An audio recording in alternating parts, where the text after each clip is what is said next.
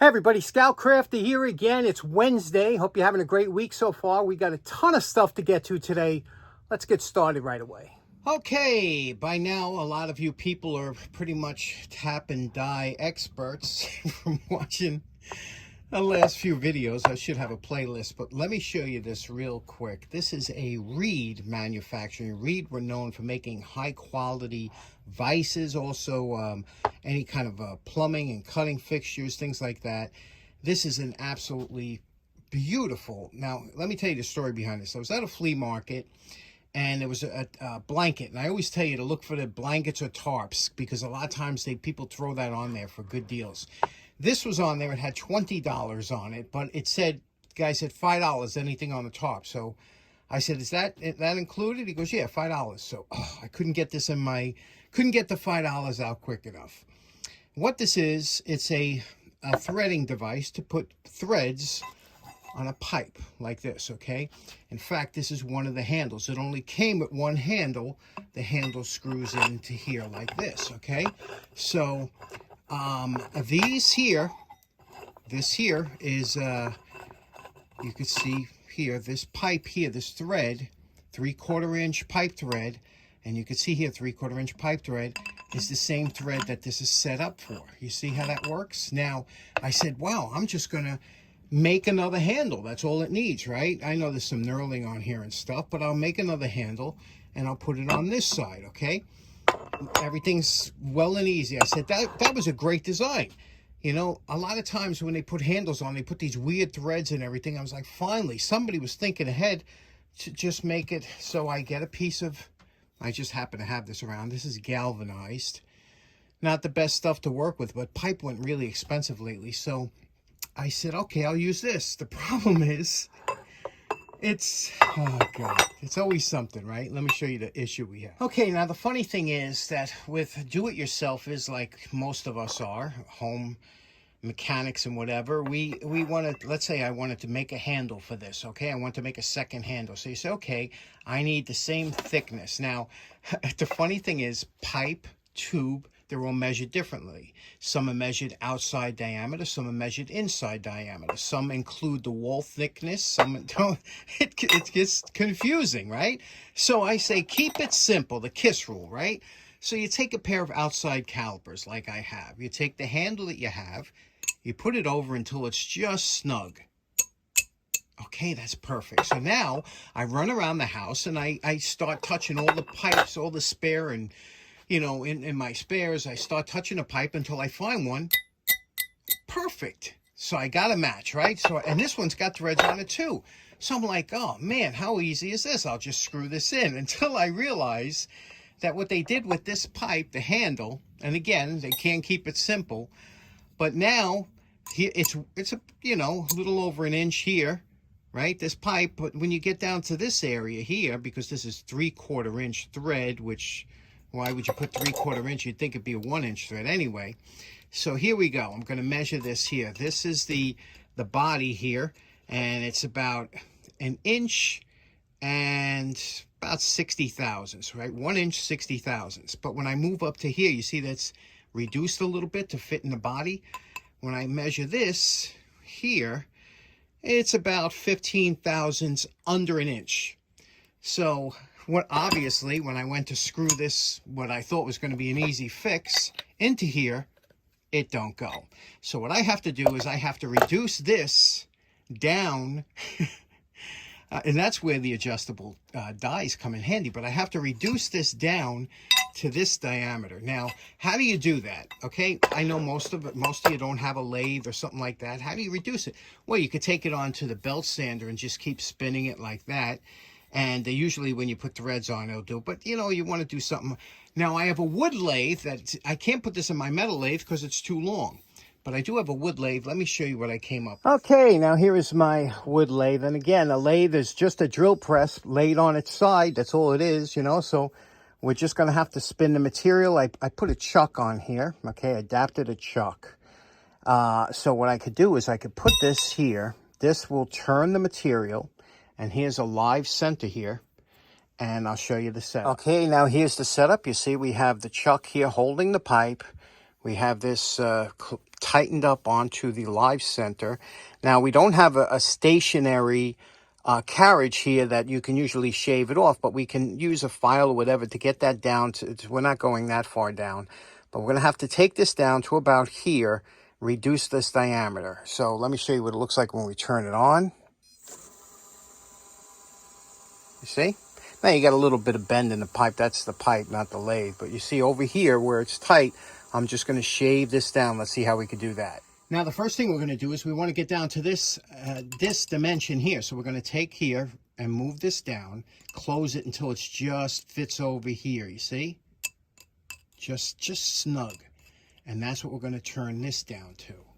Now, what a lot of people don't realize is, like I said, you got to break it down to simplicity. A lathe is nothing more than something that spins horizontally. You can turn metal on a lathe.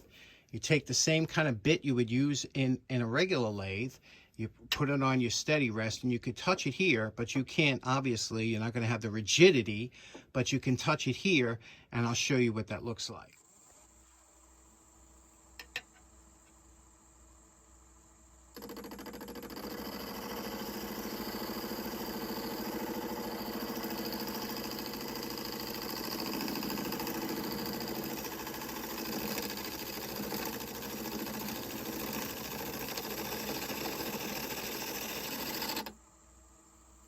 Okay, right about now, a lot of you guys are going, hold up, wait a minute. You're telling me that you could turn metal on a lathe just with using a tool like that? Yes, you can. You got to break it down to all it is a spinning piece of metal, and you're putting a cutting bit against it. Obviously, you're not going to be able to take the same amount of deep cuts, but you can do it. Let's get to it.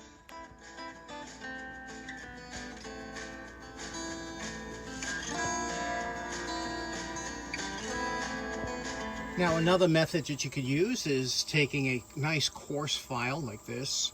You slow the speed down. We have it about 500 RPM, and you could run the file across the pipe and use a little bit of pressure to get the cut that you want. Whenever you're attempting to turn metal by hand, you're always going to have maybe a little bit of chatter, but you want to keep that tool as rigid as possible when you're going back and forth. Also, you can see that smoke is actually cutting fluid. I used some Tap Magic on there to make the cut go a little bit easier. Okay, now we are very close to the size. It's a little bit tight, but look at that. Now what we're going to do, whenever you break a belt on the belt sander, which happens a lot when they get worn out, never throw that belt away. It's still good, it's still got grit, and you can use it like this on the lathe, just holding it like this and turning it on. Okay, now this is the original that came with the original handle. We'll put it in here and we could see that this is set up to thread this up. You see how nice and easy it goes up? But now, because we just cut the other one, we kind of buggered up the threads a little bit, right? So now we're going to clean up the threads by putting it in here like this and working it back and forth until we get the same, till it goes all the way up to the top like this. Work it back and forth. Remember, we're just cleaning the threads up here. We're not cutting new ones, really. We're just cleaning them up. So there we go. We have it up to the top. Okay, now we'll run this under the wire brush. A wire brush is always nice to take off any burrs, and then we'll try it.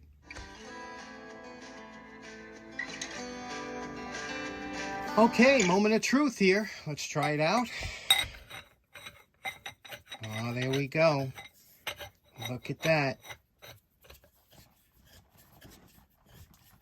There we go. Solid, rock solid. We have a handle. Now, we can clean it up. We can knurl it. We can do whatever we want. In fact, let's clean this up a little bit, see what it looks like. First thing we're going to do is take it to the belt sander, get off some of that galvanized material. Then we're going to take it over to the wood lathe again. We're going to saturate it with some Tap Magic, because what we're going to try and do is put a little knurl on here. And to do that, I'm going to use the hand knurler. You don't usually see these used too much. They work okay, you know, they're not like having a regular knurl around the lathe, but if you had time, but the problem is that the pipe isn't straight like tubing or mechanic. There's a little bit of waver in pipe, and it's not meant to, to be accurate like this. But we were able to get a decent knurl on this pipe just by having the wheels of the hand knurler pretty taut, and again with the Tap Magic cutting fluid. After that, we turned this little piece on the lathe out of aluminum, and then we press fit it and banged it onto the back of the handle, and I think that came out real nice. Looks real nice. And now we're ready to put it together.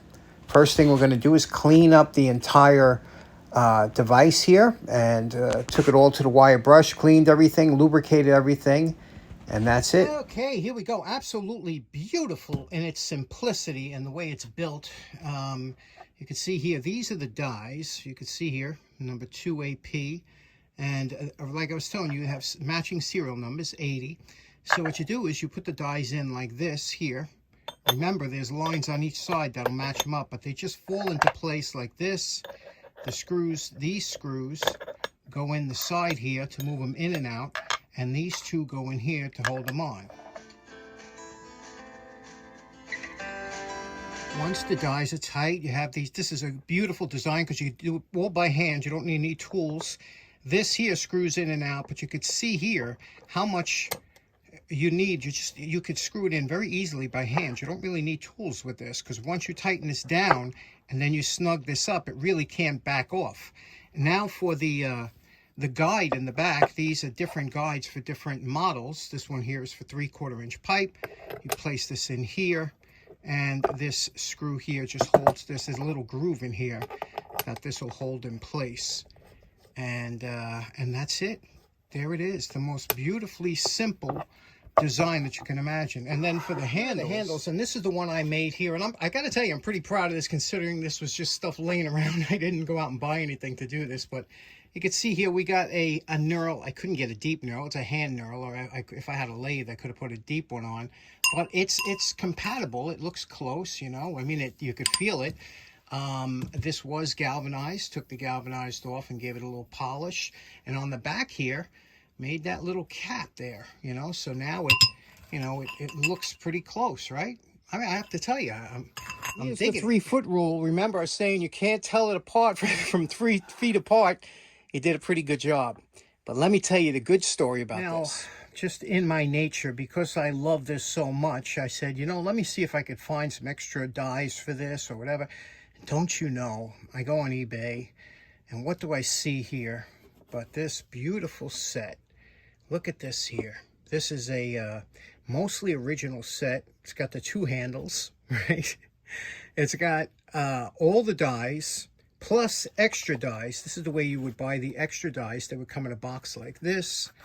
And you could see here, you open it up, and there's your extra dies. So it's got extra dies if they should get worn out. Whoever bought this, obviously it's a long time ago, because there was a price on one of the packages here. Here, look at this. There was a price on one of them. He paid $6.45 for a set of dies, which is pretty good, but back then it was a lot of money, I guess.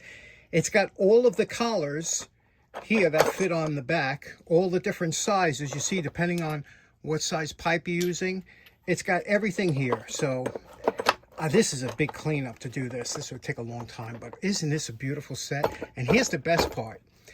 I paid $20 for this set and $18 shipping. So isn't that nice? And look, this one here is in beautiful shape, just like the other one.